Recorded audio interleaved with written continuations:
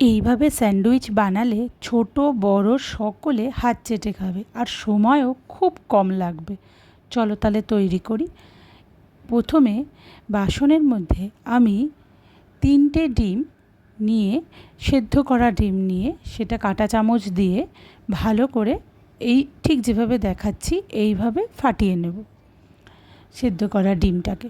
এরপর এর মধ্যে আমি দিয়ে দিচ্ছি একে একে কুচিয়ে রাখা পেঁয়াজ, ধনে পাতা, এখানে কাঁচা লঙ্কাও ব্যবহার করা যায়। যেহেতু আমার বাড়ির ছোট বাচ্চাদের জন্য আমি বানাচ্ছি, তাই এখানে আমি কাঁচা লঙ্কাটাকে অ্যাভয়েড করেছি। এখানে আমি দিয়েছি গোলমরিচ, লবণ আর ভরা ভরা 2 চামচ মেয়োনিজ। আমি কেনা মেয়োনিজ ইউজ করেছি, তোমরা চাইলে বাড়িতে বানানো মেয়োনিজও ইউজ করতে পারো, তাহলে পুরো ব্যাপারটাই হেলদি হয়। এরপর 2টো ব্রেড নিয়ে তার মধ্যে আমি এই মিশ্রণটাকে মাখিয়ে দিচ্ছি। এখানে তোমরা সস ব্যবহার করতে পারো, গ্রিন চাটনি ব্যবহার করতে পারো, কিন্তু এখানে আমি কিচ্ছু ব্যবহার করছি না। তাতেই খুব সুন্দর হয় খেতে এই স্যান্ডউইচটি।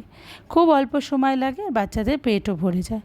এবারে তোমরা দেখলে একটা জায়গায় আমি একটা ব্রেডে ব্যাটারটা দিয়ে তারপরে আরেকটা ব্রেড ওপর থেকে দিয়ে দিলাম। ঠিক এইভাবে আমি 2টো স্যান্ডউইচ রেডি করে নিলাম। নিয়ে ফ্রাইং প্যানে বাটার একটু মেল্ট করে তাতে করে এই ব্রেডগুলো দিয়ে আমি একটু ঢাকা দিলাম। 2 থেকে 3 মিনিটেরও কম সময় লাগবে।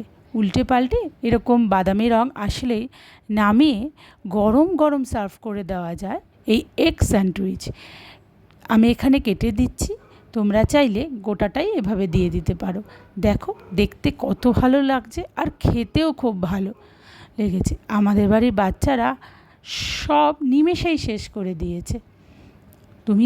তোমরা বাড়িতে বানাবে আর আমাকে অতি অবশ্যই কমেন্ট করে জানাবে যে এই গরমে চটজলদি কী করে রান্নাঘর থেকে বেরোনোর একটা সহজ উপায় বের করে দিলাম।